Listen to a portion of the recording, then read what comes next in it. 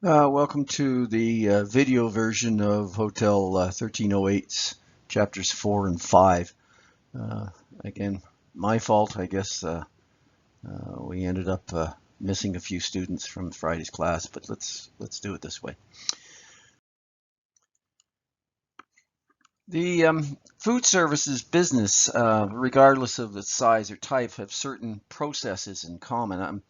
At this point, I'd like to define the word process, and I think in class we determined that it is really sort of a series of steps. It is a process is going to be established so that it has a specifications of how things are done, and we do it in the same way all the time. No matter what your type of restaurant or what the size of the restaurant, each business must purchase all their supplies from certain suppliers. You're going to get your meats from one supplier, maybe your vegetables from another supplier, maybe you're fortunate enough to have a good supplier that will provide all of these. But controls must be in place with respect to how supplies are received and verified. You see, really what this process is supposed to do is to find an effective and efficient way to make sure that the quantity, the quality, the price, and everything is stored properly. So you're going to ensure that you are going to get your products for the lowest price possible for the quality that you're looking for. And yet you're going to be able to store it properly so that you won't be wasting it. Normally what you're looking for in the control process is those steps, and we have 7 basic steps: purchasing, receiving, storing, issuing, production, okay, selling and serving, and securing and recording sales. Those 7 steps are the process of control that you will have. But recognize that this process, 7-step process, is going to be associated with different areas of the restaurant. In other words, when you're looking at the process of purchasing, what you're really going to do is let me get the highlighter in there. No, not the highlighter. Sorry, the laser. When you're simply looking at purchasing, recognize that it's not just the receiving of the product. What's going to happen is somebody in the storage area is going to have to say, hey, we're running out of cans of peaches. And in that case, a requisition is going to have to be issued to the purchasing agent. The purchasing agent will determine who is the best supplier for that, probably by getting quotes from them. And then they will issue some sort of purchase order.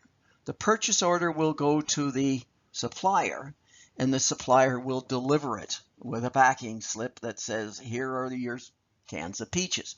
So the receiving effort that happens is in line with purchasing. Requisition goes to the purchasing department.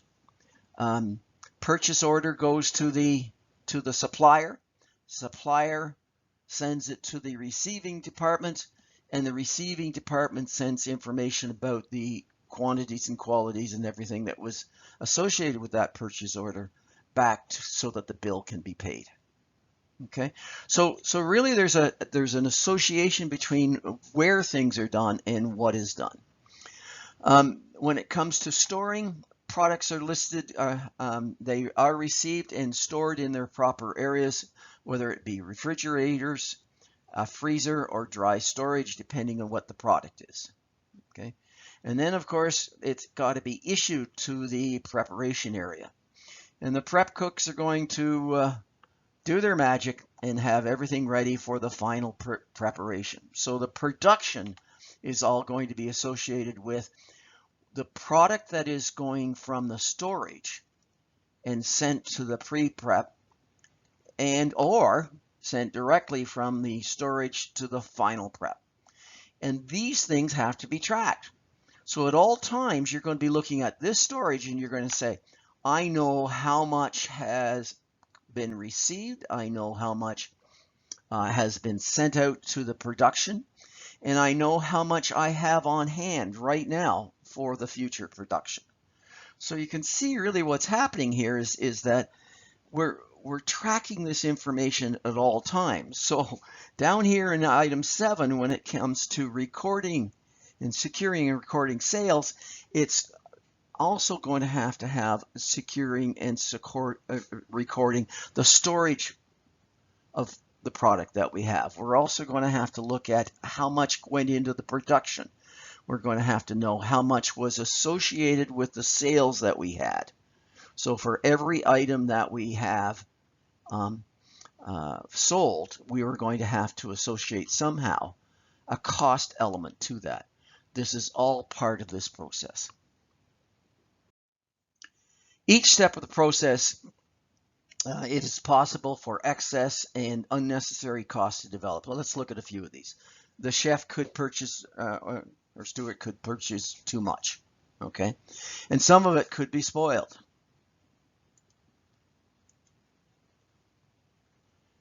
Spoilage due to improper temperature control and poor quality. Food being improperly prepared. What happens? It gets wasted. Over ordering leading to waste. And of course, not receiving what was ordered and all of this. Here's the key element to this whole thing. All of these issues are going to be a matter of spoilage or wastage or poor production, not taking care of the amount of quantity that is presented to the customer, so the portion control and this sort of thing. If it is done improperly, we're wasting money of all the product that we have bought. So what does that mean? Well, that means our food costs are going to be too high. We might be wasting that food, but the cost of that wasted food gets associated with the cost of all the sales. So that if we waste the food, we're going to end up having too high of a food cost, and therefore we're not going to make any profit on this. So who's in control of this? Who does the purchasing? The owners, the managers, the chef, the stewards? Depends on your organization. Okay. I really don't care. I think the one issue is that has to be one person only. One person is responsible so that they can be held accountable to ensure that the consistent process meets standards. Okay. Let's look at some definitions here. We have the term perishable, and really what we're thinking about here are typically fresh foods and that have a relatively short shelf life. So perishable in contrast to non-perishables. Of course, the non-perishables are going to be staples and storeroom items, groceries that have relatively longer shelf life.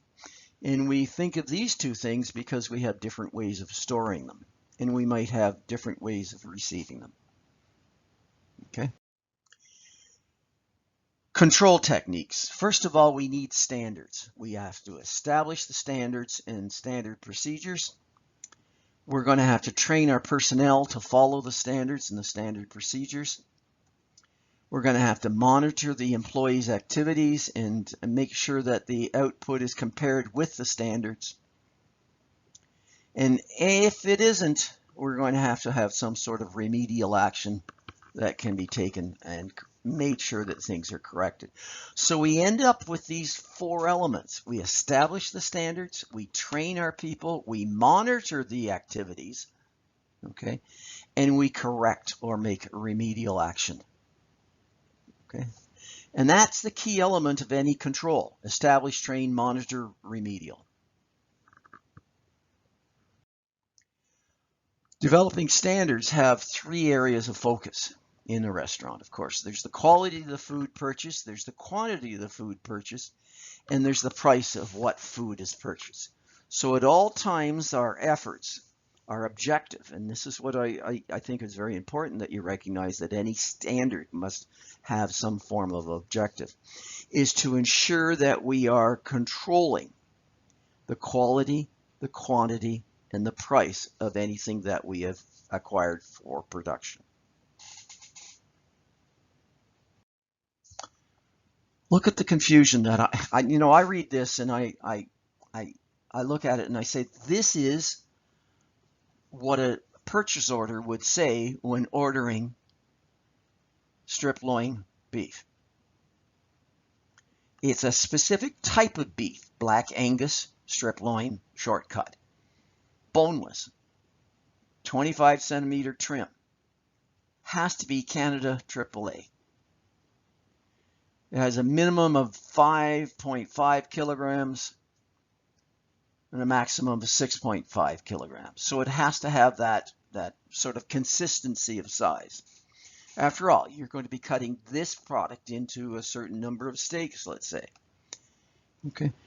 And you want to be able to get that consistent quantity out of that product. It's supposed to have 1 to 2 centimeters of fat, except for seam fat, and it's chilled on delivery, and it's free from objectionable odors and no evidence of freezing. So these are the standards that will go out when you're ordering black strip loin beef. So that's how specific it's going to be. The standards have to be organized and written up so that it is exactly known by the purchaser, by the supplier, what the chef wants. Look at these two issues. What standards would apply to these? Well, they're not the same products to begin with.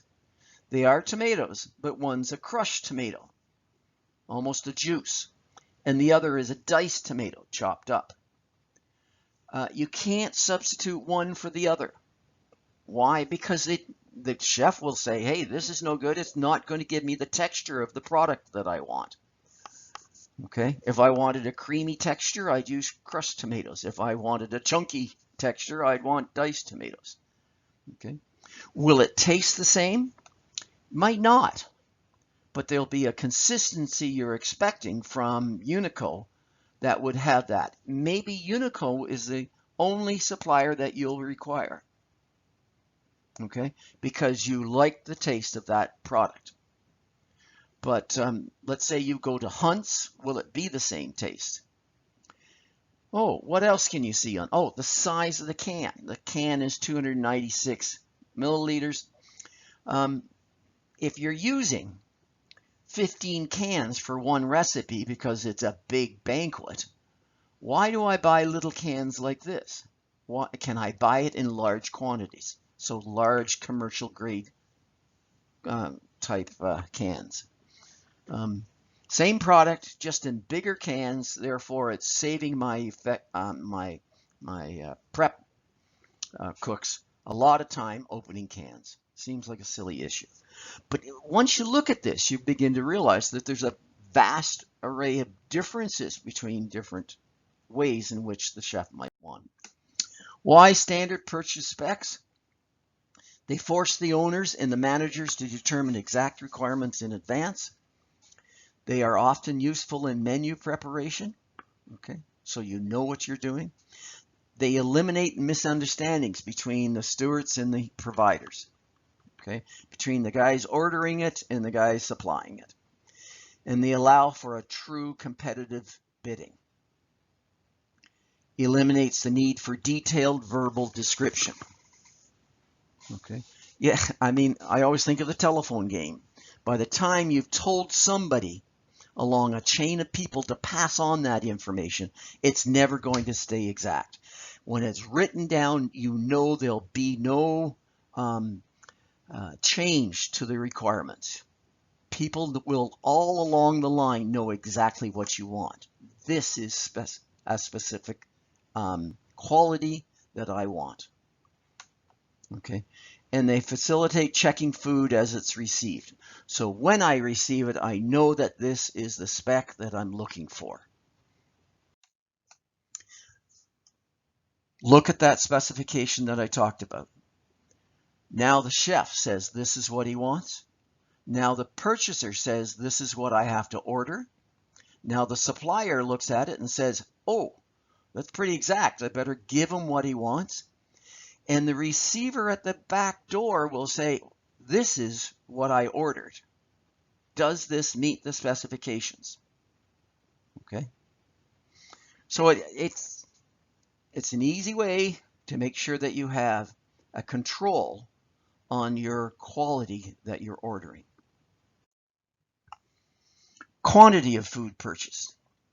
All foods deteriorate, some more quickly than others. It's the chef's job to establish a system to ensure the quantities purchased will be available as needed.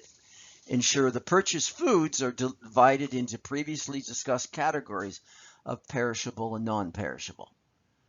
Okay, so you need some form of system to, well, let's put it this way. What's going to happen as you carry on day after day with the production of your restaurant? You are going to find that you are going to use these supplies. So as that quantity on hand deteriorates, goes down, you're going to have to ensure that you have enough product for the next day's production. So how much do I order? How long will it be between the times I order it? How much demand will there be for my product by my customers? These are all questions you're going to have about the quantity. Okay. Par stock. Just some terminologies here. Common industry term used to describe the amount of a product on hand necessary to satisfy anticipated customer demand. So par stock is the term that the industry generally uses to say, this is how much I have to have on hand. Market quotation list. Look on page 101 of the textbook. It's really a form that has to be, it's part of the process. It's a form that has to be used by the food purchasers to keep track of these things. So it's taking daily inventory of perishables. Why the perishables? Because they are the ones that are going to have to be ordered more often. Determine suitable order quantities and recording the market quotations and selecting the vendors. This is a copy of that figure 4.3, page 101. And you'll see that it keeps track of the pars, it issues the idea of how many to be ordered, and it determines what the quotations are going to be from different suppliers. Okay, this is really what I wanted to give you a picture of some of the concepts that we're really working with. The cost of ordering something. If I ordered something every day, I wouldn't have to order as much, but the cost of what I ordered would be very high. And because every day I would have to do it, I would have to spend 20 minutes ordering that product. I'd have to issue the paperwork. I'd have to get a purchase order out. Okay, so I'd rather order it once a week or once every 2 weeks. Okay, but at the same time, the longer I have between my ordering, it means I have to have more supply on hand, and that's going to cost me more. So this is sort of an idea so that you can look at this and come up with what I would suggest is going to be a recognition of what it costs to order.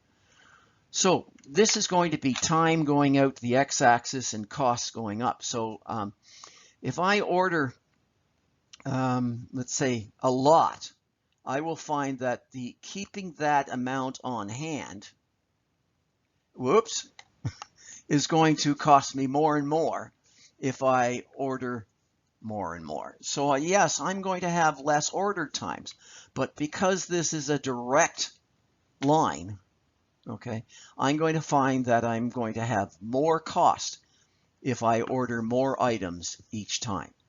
Now on the other side of this, if I have ordering costs, setup or ordering costs, it is going to be diminishing as I go and order more and more each time.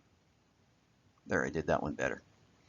So recognize that the setup cost is decreasing as I order more, but the inventory cost is going to be more as I order more.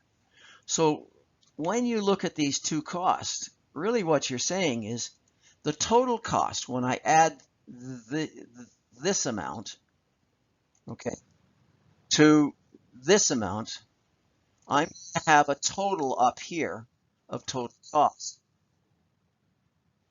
What happened there? Anyway, your total cost is going to have a minimum amount. Sorry, I don't know what that sound is. Have a minimum amount at this point. So recognize that as the total cost decreases and then starts to increase, this lowest point is going to be the least total cost, which is going to be probably the best order quantity that you can have. Okay, so what's this all mean? The cost of ordering something is a balance between how many items you're ordering and how often you're ordering it. Okay, so you want to be able to order more and reduce the order cost, but you might not have room to store it, and that becomes an issue. There is a general formula to this. I'm not going to worry about it. Here's the picture that I really like you to have. Okay, recognize that if I have cans of peaches in the storeroom, okay, and I'm measuring how many I have on hand. So this is my inventory level going up here. And as time goes on, you'll find that my inventory level, because of demand, because I'm using all those peaches every day, decreases. Okay.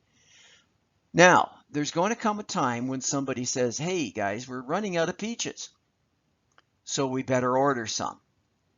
And that's when this level of inventory on hand becomes so dangerous that you might not be able to get enough on time before you run out.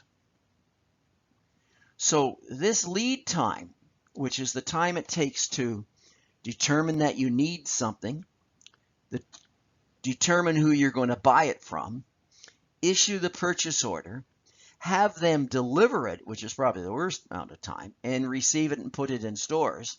That lead time is the critical determinant for the amount that has to be on hand before you reorder it. Okay, so let's look at this again. I'm using my cans of peaches. I have 6 cases sitting in there, and I've got a lot of peaches, but as the time goes on, I use them all, use them more. So I come down to this point where I have this quantity of peaches on hand, and I say, hey, I've got to order some. So you order 4 cans of peaches, or 4 cases of peaches, and you keep your production going, and you're hoping that they arrive before you run out. As soon as they arrive, more peaches on hand, and the job starts all over again. Okay, so look at this lead time.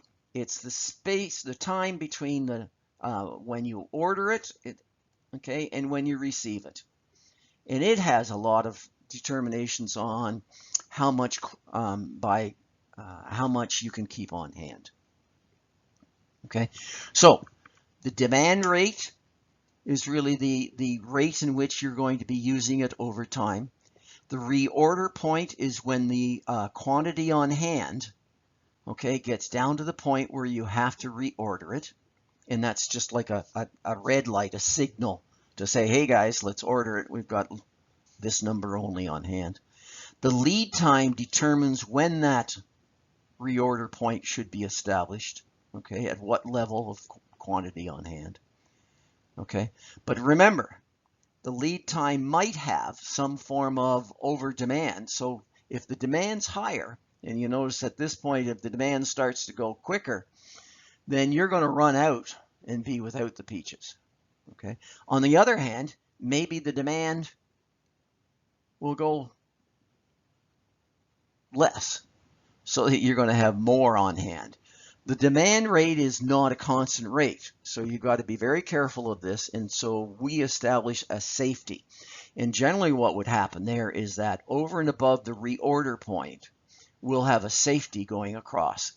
And that safety means that the reorder point is pushed up, and so that we're going to order something a little bit in advance, just in case we use too much, okay, during that lead time. So the order is received. I'm going to address the idea of what is inventory, because I think a lot of people don't realize the complexities of it. We think of it as the goods available for sale, the raw materials used to produce the goods available for sale.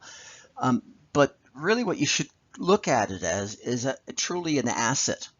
Okay, if you go to the balance sheet, what you're going to do is you're going to see inventory listed as a dollar value of product on hand. Okay, so our inventory has an important element in the business. It's costs that we've incurred in order to be able to produce our products. It is the products themselves. It has a dollar value and is an asset. In the restaurant industry, our inventory is usually food. So we have to look at it that way. Logical. We have to track inventory all the time. How much inventory we purchased, how much inventory we sold, how much inventory was wasted or spoiled. All this is to tell us our profits, our efficiency, and our effectiveness in running the restaurant. Inventory has a flow in and out of the business. Whether on a shelf in a freezer or dry goods, inventory flows in and out as so. There's usually inventory at the beginning. Then you turn around and purchase inventory, add it to the shelf. There's inventory that goes out in terms of being sold or being used in the production. And there's inventory at the end. If no waste or spoilage, the inventory at the beginning plus the inventory purchased minus the inventory sold is equal to the inventory at the end. Let's look at this little yellow square and think of that as a bucket or a shelf. And to begin with, we're going to have some inventory. They're presently on the shelf. Let's call them cans of peaches. So we have cans of peaches sitting there. To that, we're going to add the cans that we purchased for this period. This is then all the goods available for sale or production. So the inventory at the beginning plus the inventory purchase is all the available goods. Now take out the goods sold or used for sale. And what do you end up with? You end up with the ending inventory for that period. So the ending inventory is equal to the beginning inventory plus the inventory that was purchased on the shelf less the inventory that was taken off the shelf to be sold. The objective is always to determine the inventory sold by counting the inventory at the end. We know the inventory at the beginning was the inventory at the end last time. The inventory purchase is from our records. How much did we buy? We're going to determine the inventory sold, and the inventory at the end is counted and determined this time. So from the equation that inventory at the beginning plus inventory purchase minus inventory sold is equal to inventory at the end, we take the element of the amount sold, put it over to the other side of the equation, and remember you change the sign, same thing with the inventory end, over the other side of the equation and change the sign. So the equation becomes inventory sold is equal to inventory at the beginning plus inventory purchased minus inventory at the end. An easy way to determine how many cans of peaches we have sold simply by counting every end of period the amount of inventory we have at the end. But we need to use dollar values, not number of cans of peaches. So from this, using the average cost or the FIFO method, it converts to dollars. So the dollars sold is equal to the dollars at the beginning plus the dollars purchased minus the dollars at the end. What happens if the inventory is wrong? Let's say if your inventory at the end is too low because of theft. So that means that the dollars sold is too high. Notice what happens. We have too little taken off from the availability because we have a lot of theft. So it's the assumption that a whole bunch has been sold. So your dollars sold is high. Well, that means the cost is too high, so the profits are too low. Sales minus the too high of cost value, it means our profit is too low. On the other hand, if your inventory is too high due to an error in counting or something, that means the dollars sold is too low. You haven't taken enough in value off in the inventory available. So profit is too high. Notice, sales minus costs that are too low means our profits are too high. Hope this helps. Thank you. Now, so you should have an idea that how the sort of inventory on the shelf works in terms of reordering, this sort of thing. But the industry ends up with two basic methods of ordering. One is called the periodic ordering method, in which you have regular order dates, okay, and the other is perpetual, in which you will probably more in the line of the preceding graph. You sort of check it every day and you order when you need to order it. So the periodic order method is the most common used, though, but it's used mainly for dry goods and frozen stock. So that's you know that there isn't going to be that constant spoilage throughout. So let's look at the periodic order method. What you're going to end up with is of course the let me just get the pen. What you're going to end up with is starting with the amount required for the upcoming period. So during that period of which you're going to be producing, how much do you normally use? You'll take off the amount that is presently on hand. Okay, and so you take the amount required and you minus the amount presently on hand.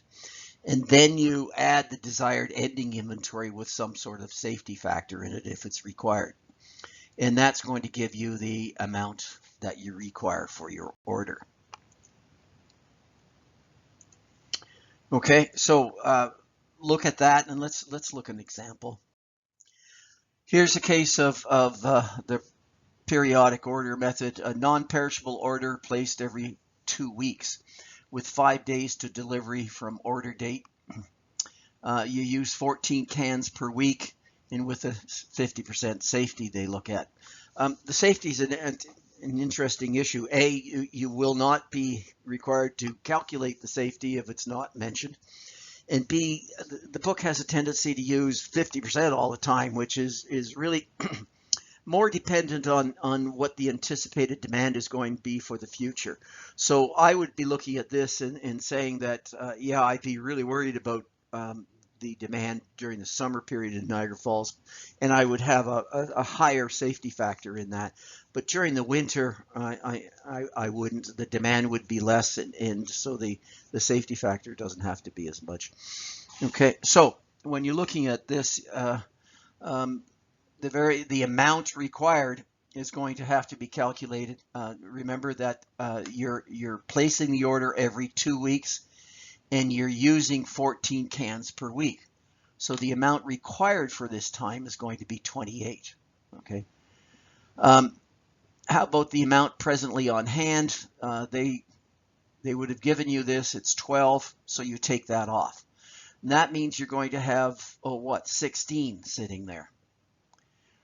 Then you add the amount that you're going to need for that period, which is 2 cans per day, okay, for 5 days for that lead time, plus a 50% factor. So 2, how many do you use? 5. With 5 days to delivery, you use 14 cans per week, so that's 2 cans per day. So that's 10 cans that you're going to be using for that lead time with a 50% safety factor. So when you add that up, 28 minus 12 plus 15, 31 cans should be on your order. Okay. Now, look at the perpetual order method. It ensures quantities purchased are sufficient to meet the anticipated need without being excessive. Well, perishable. So you take the par stock, which is the term used for the amount on hand necessary to satisfy that demand. You subtract the reorder point, okay, the number of cans, number of units a supply would decrease to before an additional order is placed, and the normal usage until delivery plus the safety factor. Okay, and your subtotal, then you add the normal usage until delivery. Okay, so let's look at an example of this. So let's look at an example of the perpetual order method. In this case, we have 45 cans as being the par stock. The delivery receives 3 days from the time it's ordered, and we're going to put a 50% safety factor on that. The demand rate is going to be 6 cans per day. So we're going to start down here and work with get the laser up here. So we have 45 as the par stock at all times. Okay, that's the standard for this product. Recognize that we have 3 days of lead time, and we're going to use 6 cans per day. So 6 cans times 3 days is 18. Then we add 50%, so half of 18 is 9. 18 and 9 is 27.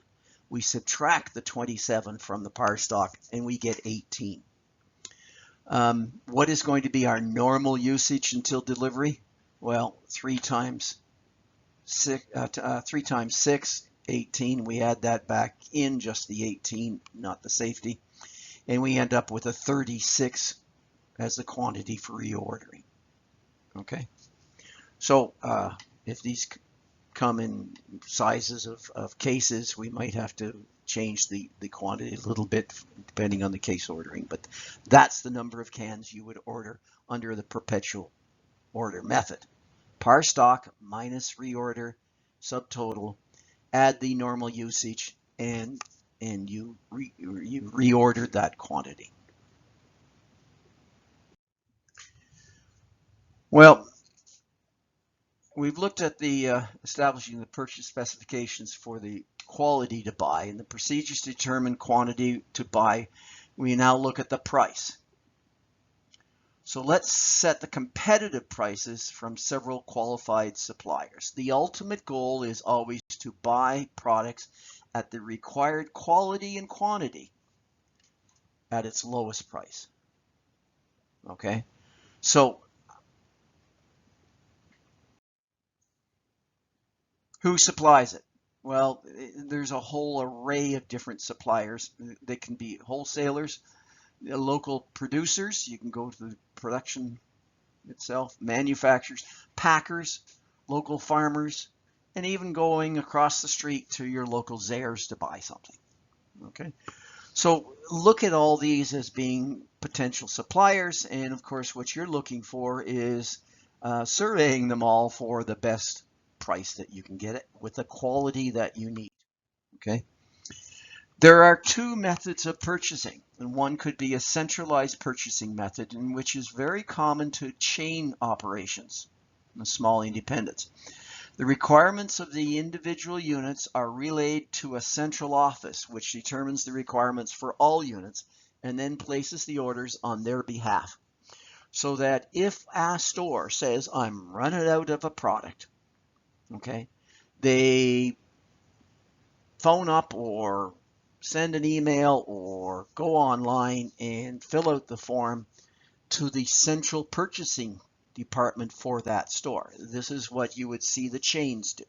Okay, Burger King, Swiss Chalet. These are all chains that would do this with central ordering. So what are the advantages? Food and beverages can be purchased at a lower price because of volume. You've got one department, one person that is buying all this product, and the suppliers will gladly give them a good price because the quantity they're buying is for multiple stores. The desired quality can be obtained, okay? And you're doing this because you have a centralized system which has very exact specifications for its products. A chain would have set up specifications for the raw materials and for the end products. So in order to meet the specifications for the end products, the purchasing agents have to use very exact specifications in quality. So that's going to be followed every time. Foods can be obtained that meet the specs in order to be able to do that. And the larger inventories can be maintained, ensuring a reliable supply to the individual units. So you're not so worried about your local supplier running out, okay, because your supplier of central stores will have that amount available. Possibility of dishonest purchasing is reduced tremendously. Okay, because you have one centralized, well-controlled, well-documented system that follows through with this. Now, what are the disadvantages? The disadvantages are little freedom to purchase. If I have a chain, I cannot go to my other local supplier that might be able to provide it to me at a cheaper price because they don't have the overhead. Okay, they've got to accept the standard that is coming from the main central warehouse. Okay, units can't take advantage of local specials, and the menus are ordinarily standardized, like I was saying. So the unit manager in the store, in the restaurant, doesn't have the freedom to change what's on the menu. So has to go by only what the franchise agreement says, and the purchasing agreement says they have to go to the central stores. No choice. As a matter of fact, there's been some recent cases in which franchisees have taken the main supplier, Tim Hortons, to court because they're finding that the prices that are charged by the Tim Hortons central supply are far too excessive. And of course, what happens when your raw materials are costing you too much? Your food costs go up, so your profits go down. The purchasing method, I said you have to issue a purchasing order to the supplier, and it's going to have all these requirements to it. Okay, everything is organized by the purchasing order. Purchasing orders mean that everything has verification in writing. The price, the quantity, and the receipt of all goods ordered. In other words, there's no argument when it comes into to your store. It will say, this is how much is, and it's signed for by both parties. And special instructions to the receiving clerk so that they know how to handle all this. Its conformance to the product specification is in writing. Go back to the piece of beef I was presenting before. It's all there. They know this is what must be delivered. If it isn't delivered, it's sent back, okay, and not accepted. And the authorization to prepare the vendor invoice for the payment can automatically go from the receiving doc into the accountant. They know they've got this product on hand. There is no argument about it. If there's any back orders, okay, it says on the receiving slip from the receiving clerk, and if the invoice comes in error, we've got proof that we didn't receive all of the product.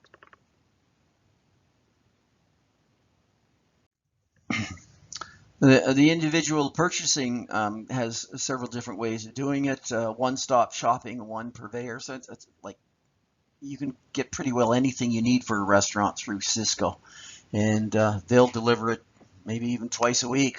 Okay, so maybe they're the best. You've got to watch their pricing. Open bidding. So at some time, what you might do is send out requirements for bidding for certain types of products. You say, I'm going to use this much during a 6-month period, and you get 3 bids back, and you pick the best supplier that you want.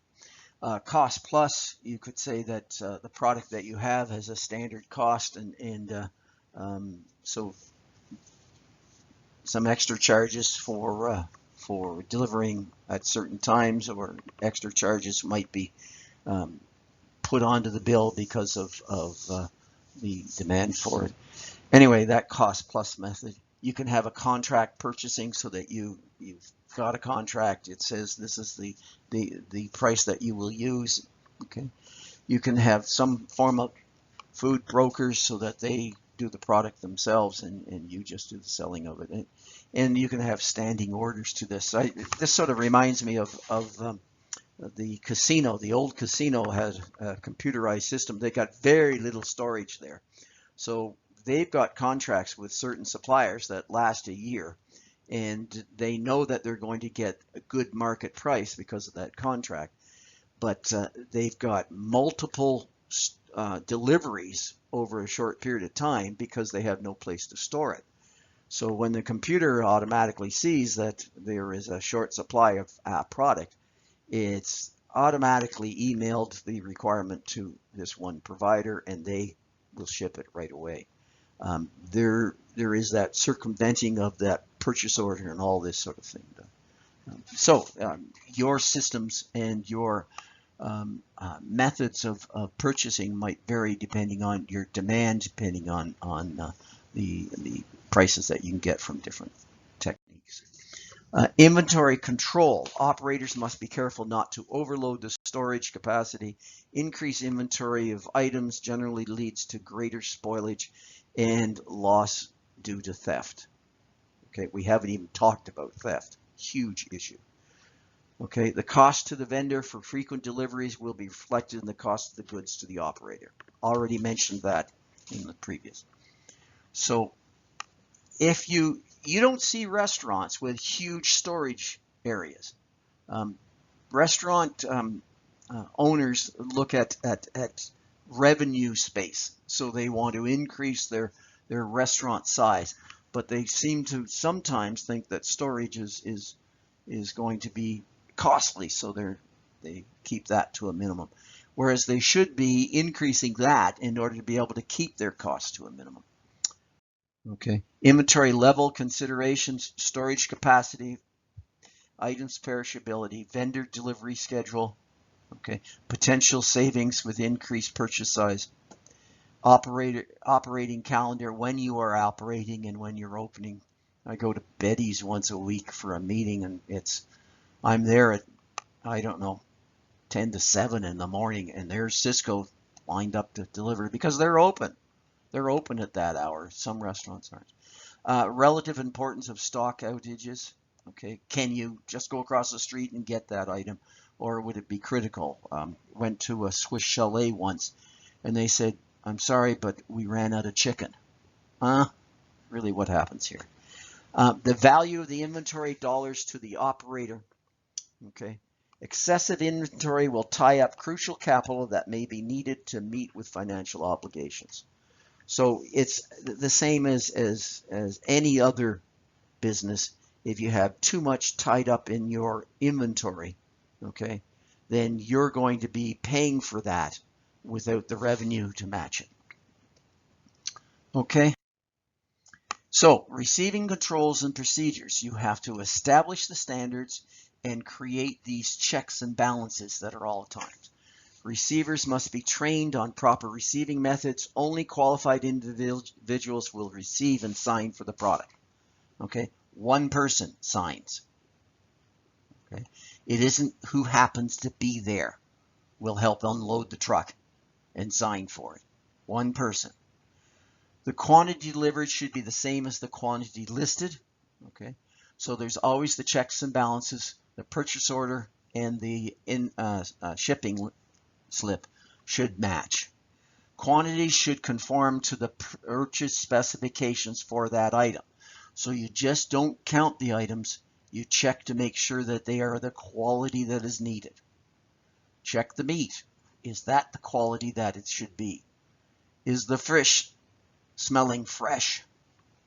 Okay. Prices on invoice should be verified, and forward paperwork to the proper personnel. So you know what's been delivered, you know what has met the specifications. The person doing the accounting will receive an invoice. It's got to match with the purchase order, and it's got to match with the receiving slip. Okay, so if they don't match, the accountant will not pay the invoice. So you got to move you got to move the food to the appropriate storage areas. And of course, those storage areas are going to be the set space and location for every item. Keep the storage area neat and orderly. You don't store bulk items in more than one place. Okay, you lock up expensive items. All inventory, food inventory is expensive. People look at liquor and recognize that's going to be under lock and key at all times. Okay, but always remember the story about the guy that was this receiver, and was also the guy that took the garbage out at times. So he would be taking garbage bags out, and he happened to park his car right beside the garbage bin.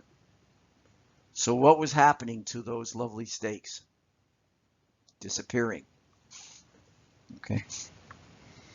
So you've got to be very careful about who and how you do this. Limit the access to storage to authorized personnel only.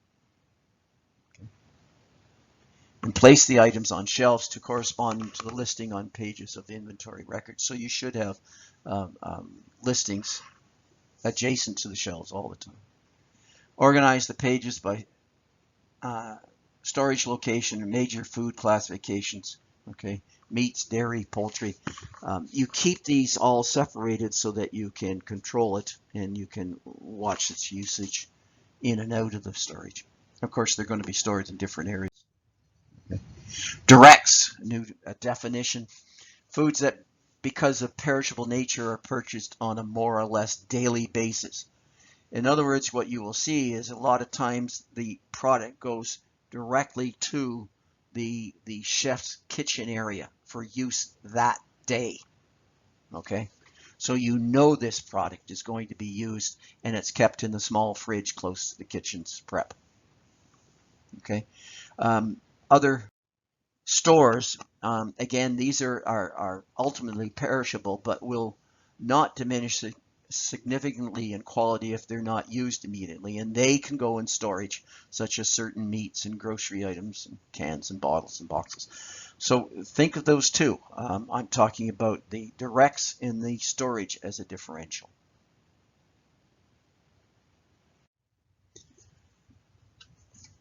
The issue that we want to talk about now is storage controls. Have you ever walked into the back of a restaurant and what's your first impression of the storage area? And to me, it's always got to be clean, orderly, and above all, secure. So look at these control mechanisms and judge them in that sort of fashion. The condition of the facilities and equipment. Is it clean, neat, and orderly? Can you reach things that you need right away? Okay. I'm a chef and I've got to get at that more often, so I want it up close. Okay. or the arrangement of food. Set storage space and location for every item. Place the items on shelves to correspond to the listings and the pages of the inventory record. Yeah, that's great. I've got to keep that in sort of order, but I want to make sure that it's neat, tidy, and efficient to reach. The location of the storage facilities, the security is really the issue here. Things have got to be available only to authorized personnel, and that means things should be locked. Okay. And of course, the dating of the foods. It's like anything you buy in the grocery store, it's got a best by date, and that has to be done in an effective manner. Everything should be listed in terms of storage containers. Staples are airtight, insect proof. Perishables have to be in some sort of area that's going to allow them to be last longer. Fresh fish packed in ice, cooked foods in open cans, stainless steel containers that are sealable. So really they've got to be covered and sealable. Okay, so really the problem with, I think of this in terms of rodents. If you're not careful with your storage containers, if you're not careful with the way you store things, you're going to end up with another problem with the health department. Okay, so store them properly, and the health department won't be a problem.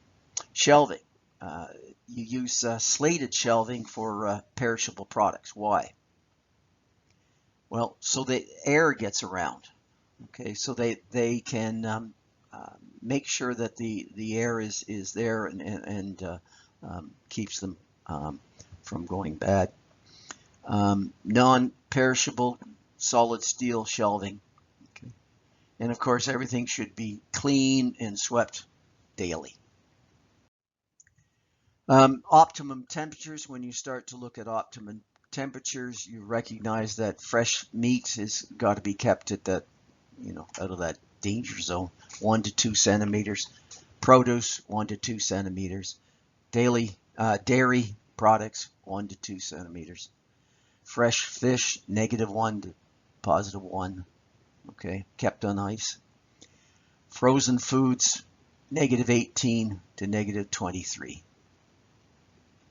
Okay, so it's got to be frozen solid through and through. The one thing about this is I would always ensure that your freezers and refrigerators have a record, so that they are twice daily going to be posted right beside the door entrance, so that you can say, hey, we know what the record of this is a CYA, a cover your butt.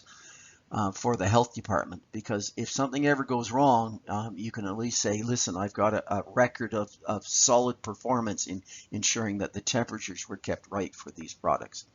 And the health department will at least be able to recognize through the records that you're not lying. Keep a record of these temperatures. Of course, worry about, you remember your health classes, the danger zone, +40 to 140. Okay. Arrangements according to use, most frequently in a fixed, definite location at all times. Okay, so everybody knows exactly where it's going to be. You don't have to search through things. Separate facilities for storage of different classes of foods. Okay, and you're going to have a rotation of stock. You're always going to be using the oldest stock item on the shelf. And your method must make sure that you've got that rotation guaranteed. It's a first in, first out rotation. FIFO, we call it. FIFO, okay, means that the operator intends to rotate the stock in such a way that the product already on hand is sold prior to the sale of more recently delivered products. First in, first out. It's the preferred storage technique for most perishables and non-perishable items. Well, I'd say it was the only storage technique for all items. Failure to implement FIFO system of storage management can result in excessive product loss due to spoilage, shrinkage, and deterioration of quality. So you wouldn't stand for using, year-old products because it's from the back of the shelf. And that can happen unless you use a FIFO system. Okay. Storage. 3 different areas: dry storage, refrigerator storage, and frozen storage. Okay. Now, there could be cases where the large refrigerator, large freezers, or large dry storage areas are circumvented because of the direct product going to the pre-prep and final preparation product. Okay. But they're going to have temperature controls in terms of refrigeration. Okay. In order to be able to ensure that that product is kept safe during the short period of time they have in the prep. Dry storage areas are generally maintained at a temperature between 18 and 21 degrees Celsius. Shelving must be sturdy, easy to clean, and at least 6 inches above the floor to ensure the proper ventilation. Air circulation, critically important. Dry goods should never be stored directly on the floor. Labels should face out for easy identification. Refrigerator storage, again, the temperature 0 to 2 degrees. Refrigerators, here's a good point. Refrigerators make heat. They don't extract heat. Okay? They don't make things cold. Okay? They make things cold by taking the heat out of the room. And where does the heat go? Into the surrounding room.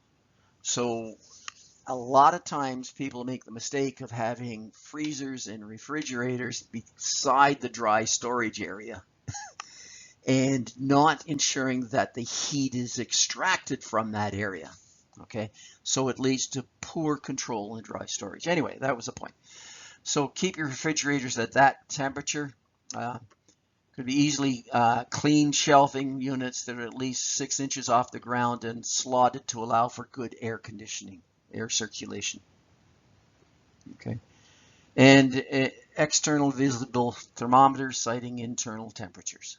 And like I said, record that, keep it on the door. Keep a master list of all this. Freezer storage, 0 to negative 10 or negative 18 degrees Celsius to negative 23 degrees Celsius. Sorry, did I say 18? That's the beginning. Between negative 18 and negative 23 degrees Celsius. Okay. Woo. Frozen food holding wouldn't be a freezer at 18 degrees Celsius. Frozen food holding units must be regularly maintained, a process that includes cleaning inside and out, constant temperature monitoring to direct possible improper operations.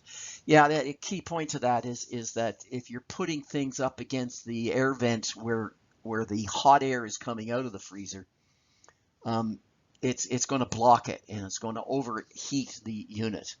So make sure you don't store tables up against those vents. Make sure that air is allowed to circulate not only inside but outside so that you can extract the heat effectively and properly. Okay, externally visible thermometers cited internal temperatures. Again, keep a record of it. Storage areas. Okay, they're excellent breeding grounds for insects, bacteria, and rodents. Okay, they have to have regular cleaning. They have to have sealed containers. They have to ensure that they're kept properly. Okay, both refrigerators and frozen food holding units should be kept 24 centimeters from the walls to allow that free circulation. I'm just repeating what I've said before. Okay, security must be requisitioned only as needed based on the approved production schedule. Okay, so everything that is requisitioned means that it is requested in writing and signed for. Food, beverage, and supplies. You do it for liquor, so why don't you do it for food? Required items issues should be issued only with management approval. Okay, so it's got to be with the approval of the sous chef, chef, or manager. If a written record of issues is to be kept, each person removing the food, beverage, or supplies from the storage area must sign it, acknowledging receipt of the products. When people sign for things, it's less likely you'll start thinking about, oh, how am I going to steal all this? Products that do not ultimately get used should be returned to the storage area, and their return should be recorded. Okay. If the storerooms are to be locked, only one individual should have the key during any shift. Okay. It's keeping the responsibilities to the fewest people as possible to ensure that everything is done in an orderly fashion and correctly. Transfers become a big issue. What is a transfer? Well, really what you're saying here is that you might have transfers between departments within the restaurant, or a hotel especially would have several different restaurants going. So you might have items that are made in one area and transferred over to another area. Or you could have transfers between different units, such as different restaurants. Some cases you might have a restaurant in your chain that is really good at making buns, so they are going to be making the buns, and it's transferred over every morning. The other stores get a delivery of buns from them. Okay. It is likely fruit, juices, vegetables, and other similar items are taken from the kitchen for use in the bar, while the wine, sherry, and similar items can be taken from the bar for use in the kitchen. Out of the kitchen are to be subtracted from the cost of the food sold, and transfers into the kitchen are added to the cost. Because if you don't have the right transfer accountability, you are going to find that your cost of foods are out of whack. Those producing it will indicate that they have too little food, and we'll talk about what happens. Okay. So food and beverage transfers intra-unit, possibly between the bar and the kitchen, between the kitchens in the restaurant, or inter-units, between the food and beverage, between units in a chain, like I said, the bun. Okay. Control techniques: establish a standard, train the personnel, monitor the activity, remedy the action. Remember, all these things have to be done in order to be able to ensure that you're keeping track, especially transfers. We'll cover these questions and the answers to them separately. Okay. So hopefully that'll give you a good idea. I will publish the answers to these questions. Okay, thanks very much.